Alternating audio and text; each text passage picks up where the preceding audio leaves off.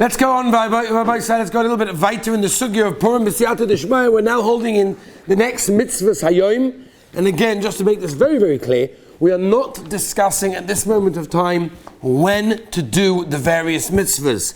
This will depend if you live in Yerushalayim or you live outside Yerushalayim or in rest of Chutz La'aretz. So we're not discussing the various times to perform the mitzvah, we're just discussing the mitzvah. We will, Be'ezus Hashem, have a share specifically on this year's program, the Siyata D'Shmaya. So we'll start with the two of the most famous mitzvahs. The first one is the mitzvah B'divrei Kabbalah, to give matonos le'evyonim on Purim, which comes from the Gemara in Megillah Daf Zayin Amud Aleph, which the Rambam, the Shulchan Aruch, Tovei Selidah, Paskin Halacha Lemaisa. And if we look at the Lashon of the Megillah, it's matonos le'evyonim. That means two presents, kind of, to two different aniyim.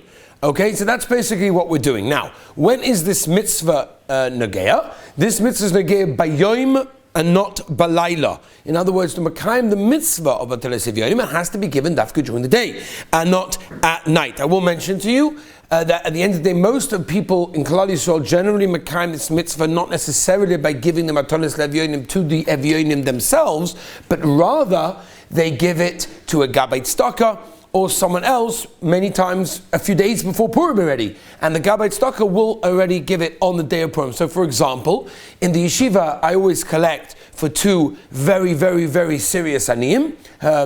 We did a lot of research, and these people are very, very, begeder aniyim, mahadrin, mena mahadrin. And therefore we give them on Purim, they receive the envelopes on Purim about half an hour, 45 minutes before the Suda, whatever it is. That means that you can give it to me already now, theoretically, and this way I will give it to them, and you'll be yotze your chiyuv on Purim. Now again, if you're planning not to be in Yerushalayim on the day of Purim, or to be in outside Yerushalayim earlier than the day of Purim, then we're going to have to discuss, maybe you'll have to give it twice. You'll have to give it outside. What's that? How much is it? We're going to get to that. So basically I'm saying most people just generally give it to someone before Purim and Yotze on Purim because he gives it on Purim. The main idea is that the Ani receives it on Purim. That's what it is. And what you're generally doing, like Aruch HaShulchan says, is you're making a shliach. And that's what people say, hey, I'm making you a shliach to become my mitzvah. Really, it's my mitzvah. I want to become the mitzvah. You're a shliach. The Gemara says in Kedushin, shluchah shel adam kamoisai. And therefore, the shliach is like me doing the mitzvah. So therefore, even if I myself didn't give the ani, I'm giving the organization who gives it to the ani. That is considered to be good enough without any question whatsoever. There's an Inyan, Zuvizim, Magdim, and the mitzvahs to try to do the mitzvah as soon as possible. Again, like I said, if you give it to the Gabbai 2 weeks before, it's not Nageya. But if you were theoretically giving it to the Oni on the day of Purim, then it's kedai to give it as early as possible. The only reason why I wait so late is simply because I want to be able to collect as much as I possibly can. If I give it to him in the morning already, I lose out on all the stuff I could get in the afternoon. So I give it to him. But theoretically, if you were giving an Oni, if you were going over to an Oni, giving it to him, chaparayim, straight after Shachris, after Megillah, give it to him straight away. It's the reason why I'm doing the mitzvahs. Yes. Levi Yitzchak, what do you want to say?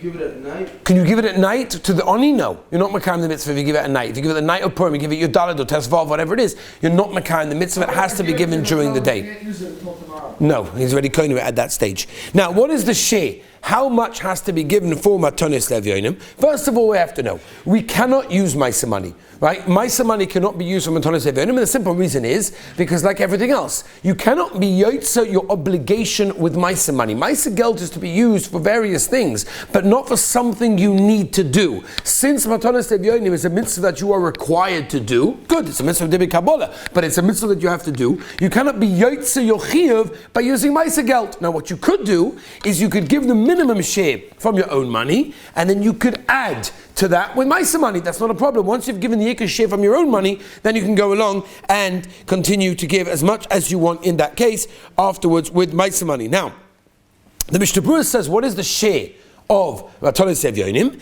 It's basically 1 pruta for each oni. That's what the Mishnah Berurah, which be'etzem is a bitva, betraying the trumas hadeshen. What? Also, we'll see exactly what the share is. Now, exactly what is the share, la halacha la maisa? So the Rambam says an interesting thing. The Rambam says that it might depend on your shlachmonis. So what the Rambam says is a person should work out how much money is he spending on mishlach monos, and then work out it should be at least equal to that. Right, a person gives 5 shekel for Matanis Evyonim, but he's spending $2,000 on his shlachmanis. That's not beseder. As I state in the Rambam, you should at least give. In fact, the Rambam actually says, and I stand corrected. The Rambam says you should actually give more to Matanis Evyonim than you give to Mishloach Manos. So a person should make a cheshbon. Okay, a person be mezalzel sometimes in Matanis Evyonim, but they give a slach Mishloach Manos, which is beautiful of the shlach manos, but not for the Matanis Evyonim. Are you with me? You got everything down so far? Beautiful. Now, what exactly is the share? So Rav Elyashiv, this was told to me by his son-in-law of Israel, told me that the share is somewhere between 20 and 50 shekel per oni, which means that you have to give, I would say, around about a minimum of 20 shekel per oni. That means a person should be giving, I would say, it depends on, Rav Ovadia Yosef used to say, you should give a mana falafel. Right, okay, how much you pay a falafel? I don't know, 10 shekel, 15 shekel, whatever it costs. So you can go and buy a falafel, that's good enough, right? But the person can say, especially as most of us do spend money at different times during the year, it's not the only time we spend money, and therefore all of a sudden when it comes to mitzvah, no, we want to find the most cheapest way of getting it, the minimum share what I have to do. No, a person should bedafka try and give a nice amount. If you can afford 25 shekel per oni, that's when Bachram ask me, what should I give? No, I've heard all the different shitas and whatever it is, and it's true. If a person mamish can't afford it, so I would say 20 shekel an oni is gavaldik. If you can afford a little bit more, maybe 25 shekel an oni, get 50 shekel altogether. This way you're yotze 25. Of course, if a person can afford 50, that's even more mahadrim than a mahadrim. If you're spending a sach geld on shlachmanis, so like the Rambam says, what? 25 each. Right? Again, you could do 20 each. Right? You could do 15 each. You could do 10. But Lemaisa, the Rebbe Zil told me that his father-in-law Rav Elyashiv held that it's somewhere between 20 and 50 per oni. That means that each oni should receive about a minimum of 20 shekel. But like I said, it's kedai for a person if he ever spends his own money on his own personal food, or whatever it is, so he has a little bit of extra geld every so often. So when it comes to this mitzvah, which is a gavaldik mitzvah, this is the simcha of the aniyim. This is good for the simcha of the aniyim. What? Why can't he eat falafel? That's 12 shekels. Right, so that's why I said, you were talking, but that's why I said for Rav Ovadia. Rav Ovadia said that you can use a mana falafel, and that is going to be good enough. But like I said, if there's anybody that you spends their own money, especially on phones, so then it definitely has another 25 shekel to spend on mishloach manos over here. Now the question is, are you allowed to use a check? Are you allowed to give money by a check to an oni, which Lamaisa comes on Purim, most of the banks are closed, he can't really use it in that case. The poskim say there is no problem with that whatsoever, because at the end of the day, he could theoretically change it, he could use it as collateral, and therefore there's no problem whatsoever. Now, what's considered to be an oni?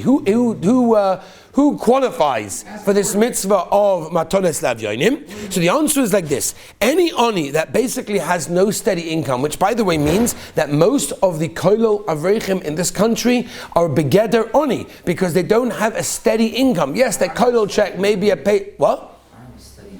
No, so we're going to get to Bacha 1 second. Most of the Avreichim generally are included in that because they generally do not have a steady income, and therefore they would be included in being an oni, and therefore they could get it over there. That's what the Stipler Lemaisa Paskin, the Stipler said that most kollel guys are definitely included in that case, and Mr. Karedit's Paskin, that a Bach and Yeshiva as well, who doesn't get steady income from his parents, sometimes a person gets a certain amount of money per month from his parents to spend, so that's good enough. But a person that doesn't get that, and he's not able to spend whatever he wants, so then it could be that a Bach and Yeshiva also is considered to be an oni. What I try to find is someone who's mamish living in a very, very bad situation, where he mamish hasn't got a penny even for his Purim study, he can barely afford anything, right? So in a Hanami, someone higher than that could also be begeder oni. But I try to find one that's mamish begeder mahadrin, minimum mahadrin, yotze other shitas. So Be'ez Hashem, if you give me the money anytime before Purim, I will make sure that you get that oni. Two of them get half of the money, and half of the money that we split it up. Women are chayiv im matones lavyonim.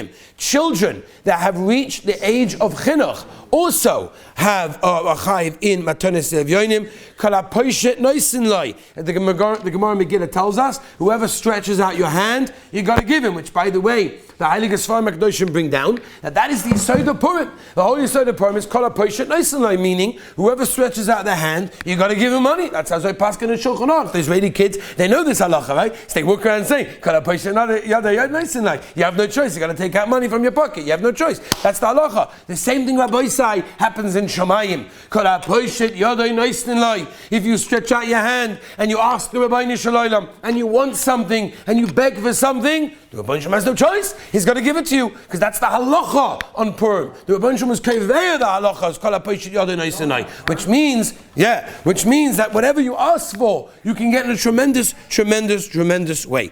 Okay, Rabbi Say, let's move on a bissel to understand the next mitzvah b'siyata d'shmaya, which is the mitzvah of mishloach monos ish leveyehu, which is the next mitzvah medivrei Kabbalah, which is to send shlach monos ish leveyehu. The Gemara Megillah Daf Zayin Amud Aleph, again paskin the Ramah Tov Sadihei, which is again the same idea, which is also bayom v'loy b'layla. Again, which means that if you give the shlach monos by night, you are not yotza. You have to give it by day. Again, we could have a shliach, it can be koinu it by day. We're not going to go to all the different kinyonim, but generally the mitzvah is dafka bayom. Now there's an obvious question over here, which I'm sure many of you asked. What is the reason for shlach monos? What is the reason why Chazal want us to send presents to your friends? Maha pshat bazeh. So there are two very, very important yesodis to understand this, and there are many nafkaminas. Okay? There is a famous Trumas Hadeshen. The Trumas Hadeshen explains that the reason is because of tzorchei suda. In other words, we want people to have enough food for the suda, and therefore we're going to give, this is separate to Matanas Evyonim, we're going to give shlach monos, which is basically tzorchei suda. Okay? Just bear that in mind, that's what the Trumas Hadeshen says over there. Reb Shlomo Al-Kabetz, many of you, I'm sure, have been to the kever in Tzfas. Reb Shlomo Al-Kabetz said very famously that the reason for shlach monos is marbe shalom v'reyes. That means what? That means to increase the friendship, to increase the geschmack from one man to his friend. Now, there are at least approximately 17 nafkaminas in the reason of the Trumas Hadeshen or Reb Shlomo Al-Kabetz. I'm just going to give you a few of them if you don't mind, because they're very, very interesting. Okay? Now, the question is like this. What happens if you give the shlach monos to the guy, he doesn't want to accept it? So I'm not interested, thank you very much, get out of here. I don't want to accept your shlach monos. Are you yotze or not? So according to the Trumas Hadeshen, if the reason of shlach monos is tzorchei suda, you're not going to be yotze, because the Maaseh didn't give him tzorchei suda. But if the reason is ma'abel shalom v'reyes, I showed him I tried, I showed him I wanted to, and therefore he feels good about that. That would be nafkamina number one. Nafkamina number two. Nafkamina number two. What happens if you take something and it smashes on the way?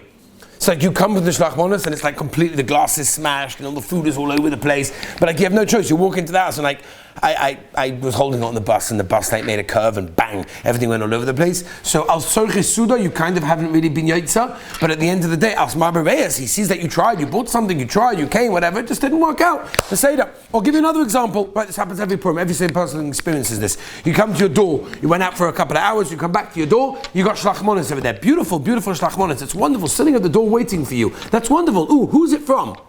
No idea. There's no note. There's no note.